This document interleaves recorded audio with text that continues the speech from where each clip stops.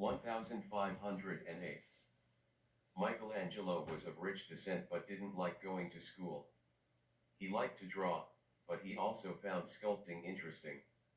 Later he became one of the most handsome artists of the Renaissance. In 1508 he began painting at the Sistine Chapel in the Vatican. He locked himself in there for 4 years, and then it was finished. He later drew the dome of St. Peter's Basilica, but he never gave them up, because he died in 1564. His name was Di Lodovico Buonarroti. 1517. Martin is thoroughly fed up with the Pope of Rome. He hung a pamphlet at the door of his church, on which he seriously questioned the system of payment for indulgences. Indulgences were necessary to get your soul into heaven. After all, you had to atone by praying. But now a pope had figured out that there were already so many prayers in monasteries that you could pay to buy those prayers. And the system had even been expanded afterwards. As long as you paid, it was even possible to get the soul of already deceased family to heaven afterwards. Martin studied theology in Germany. Because he never came to an end, it came to a break with the Pope of Rome. But the protest didn't stay alone with this one man. Once the gates were opened, a storm surge of protests started and even a movement to reform emerged. His name was Luther. 1532. Niccolo was born, lived and sought work in Florence, but he found none. Then he'd write a book as an advertisement to take him down. He wanted to be adopted by a great ruler. In the book, he wrote that the end justifies the means. But the dirty work must not be solved by a ruler himself. He needs an executioner for that. You have to be revered as a very strong gentleman and you have to be loved for all the good works you do. But at the same time, you also have to make sure that people fear you, that they do not dare to criticize you and that they dare not put anything in your way. In 1532, the book was published with the title The Ruler. Niccolo had died for 5 years. Henry of England and Charles of Spain have read his book. His name was Machiavelli. Heaven and Earth. With Rome, things quickly went downhill after the capital was moved to Constantinople in 313.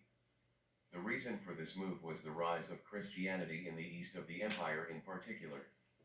More and more people became Christians there after Christ's death. A Bible too had even been released, called the New Testament, but the Jews did not want to know about it. They were testimonies about the life of a man named Jesus. He was the Son of God and he has performed many miracles and given his life out of love for men. The Romans nailed Jesus to the cross. He's given up a lot. Being a Christian was forbidden when Jesus was alive. You had to believe in the Roman gods. In Iran, however, Zoroastrianism persisted all along and even as far as Rome there were Christians, but it was always an underground movement. But from the year 313 AD under the influence of Emperor Constantine, there was not only religious freedom, but the Christians were even de facto favored, which rapidly increased their number. Because of all these conditions, there was certainly less and less Roman Empire left in Rome. The legions lost wars. Rome was flattened by the Vandals around the year 400. The Roman gods had abandoned the Romans. In the west of the empire, they have increasingly come to believe in the heavens and earths of Christianity. For this one had to turn to God and prayer was the ideal way to do so, wrote Aurelius Augustine. He is considered one of the church fathers. The concrete description of heaven and hell became more important and important. The Bible of Christians was followed as a guide and no longer the books of Aristotle. There is a church here that grows and grows, but it is a different church than the one in the East. It is much more concrete and much less focused on the infinite and eternal. This new church spoke Latin, while the emperor in Constantinople used Greek as the language of conduct. After the fall of Rome around the year 400 to the Renaissance, there was a nearly millennial period in Western Europe in which the concrete world of heaven and earth made countless people happy. Inspiring were the Bible and Augustine's books on the creation story, the sin of inheritance, hell, heaven, and earth. In concrete terms, monasteries were founded, where they lived according to the rules of life for monks of Saint Benedict. This man had founded a monastery in Monte Cassino in 529. The monks had to live very humbly. That became the essence of existence. All possessions had to be shared and one lived under the guidance of an abbot who of course also had to be humble. Having a great thought of themselves was excluded and everyone had to live according to a strict daily schedule of prayer and work. Also what one was allowed to eat, how much, when and how was all laid down in rules. Even the clothes one wore during the day and while sleeping were all arranged. And one had to stay so humble that any protest was pointless. This new attitude to life will be a model for 1,000 years of the Middle Ages. More and more Christians lived on an ever-expanding territory. Its cradle was the Holy Roman German Empire, but even Scandinavia converted, as did Scotland. The Iberian Peninsula was recaptured little by little to the detriment of Islam and Judaism. In the end, it wasn't that bad and dark. There were nights. There were Hanseatic cities. There were public markets and people were trading. They went on a crusade. Knowledge of agriculture was improved. There were villages. Romanesque churches were built and some went there to pray. Cities such as Bruges and later Antwerp and London did not do badly. Shipping developed, along with trade. The construction of real seagoing vessels got underway so that one could go on a journey of discovery. It really is a Christian democratic Europe that is taking shape here and that was very different from Persian, Hellenistic and Roman culture.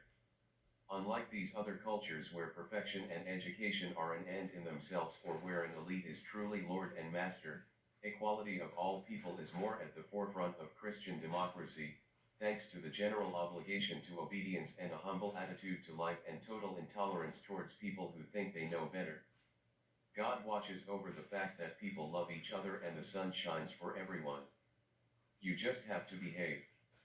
You can't sin. There is less that urge for charisma, excellence, and perfection in everything. There's a genuine concern for people. There's more empathy.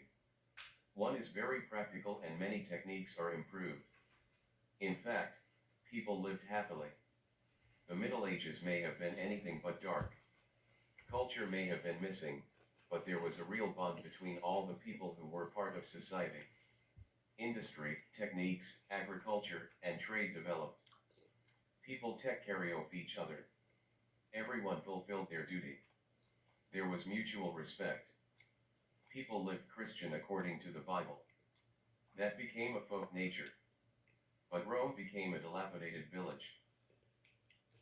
In the east, meanwhile, in Constantinople, the capital of the Roman Empire since 313, large cultural buildings were still being built.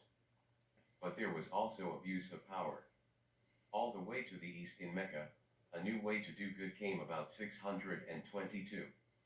Mohammed received direct advice from the Almighty and he told everyone, "Get rid of the Bible." From now on, we knew how everything was going to go here on earth, and we knew directly about God.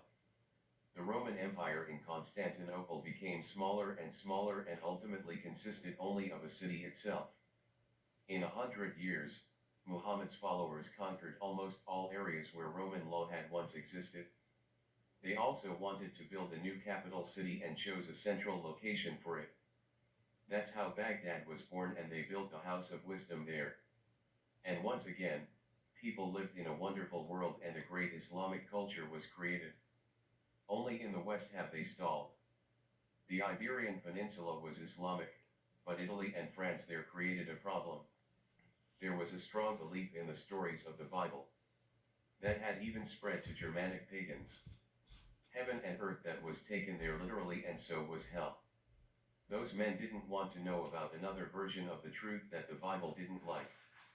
The Muslim armies had already approached Paris in the year 732, but it never got that far.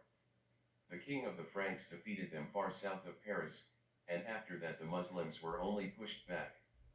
Charles Hammer has won against the men of Muhammad and his grandson Charlemagne will become emperor of the Holy Roman German Empire in the year 800. and it was all good and peaceful, and there was prayers in Romanesque churches. The population in this part of Europe was probably less susceptible to the infinite and eternal. But they had learned from the Muslims that you need a professional army and a common faith makes you stronger. But, of course, people weren't going to rely on the Quran for that faith. It became the Bible and the Christian faith. A Holy Roman Empire was eventually founded in the year 800, during which a Holy Roman Emperor was appointed by the Pope. With the Bible in hand, people have continued to organize. The creation of more abbeys was ensured and many bishops were appointed. The Bible was copied. He was the source of all wisdom. This is how an entire world was created, and it was very concrete. That was the big difference with the East. There were Christians there, too, but they had a very different faith. In our Middle Ages, the philosophical explanation that the universe was created by infinite and eternal wisdom and goodness has fallen into the background. Instead, more and more emphasis has been placed on the much more concrete creation story. God created the earth in 7 days. Genesis is the beginning of the Old Testament. The people of Scandinavia also converted to the world of the Bible as it was presented concretely and heavenly by priests and bishops. This version of Christianity was much more likely in these areas that the Romans never got ahead of themselves. The question of the right to act was brought to the fore everywhere, both because it is depicted everywhere, literally in the images that adorned cathedrals, as well as in paintings, but also because what is doing the right thing was also filled in very concretely. However, it was not said what to do. It was rather that it was clear what you weren't allowed to do. This was called sinning. Pride, or thinking you know better than anyone else, really can't. That was the greatest cardinal sin from which all other sins can be derived. Another name for this is vanity. Anger was wrong, too. One should not passionately blend into anything. People had to stay calm. People shouldn't get mad at other people, either. Jealousy was just as bad. People weren't supposed to be either. Envy was forbidden. Not coveting the house of your neighbor, his land, donkey, or wife, was also one of the 10 commandments of the Bible. Greed was also a sin. Being stingy was equated with it. Also imputability, gluttony, or gluttony were wrong. One had to do everything in moderation. Finally, there was the uncestriousness, the lust. Not only were not they allowed to do it, but they were not even allowed to dream of it. The origin of this new vision of life goes directly back to the rules that Benedict had drawn up in the year 550 for the life of the monks in his abbey. Compared to the 10 commandments of much earlier in history, we notice that the 7 deadly sins contain new themes to concretely fill in the good. The 10 commandments, meanwhile, were probably so obvious that it was no longer necessary to describe them as sins. In the Bronze Age, that might have been different. Not killing people, not stealing, not lying, not emanating from the 10 commandments of the Old Testament are small beer compared to the total prohibition of thinking that one knew or could do anything better. The obligation to do everything in moderation, coupled with the ban on greed, is even the opposite of not being allowed to steal. The prohibition of not believing in God is no longer central either, probably because the worldview with an almighty eternal goodness at its center had probably become self-evident, and it was clear to every Christian that not believing in God was heresy. Faith is still one of the virtues, along with hope, charity, courage, moderation, justice, and wisdom, that is also described as prudence. Wisdom is clearly no longer worshipped as the highest good on earth, which we also can't find among the 7 deadly sins, the prohibition of lying from the 10 commandments. In the Old Testament, people wanted good faith and genuine communication and empathy between people. A word is a word. That hope has apparently been abandoned. Relationships are getting more superficial. One had to live humbly and above all not think that one knew better. Obedience and the impossibility of protest were part of that humility. There will be a superficial consensus, and people didn't know any better.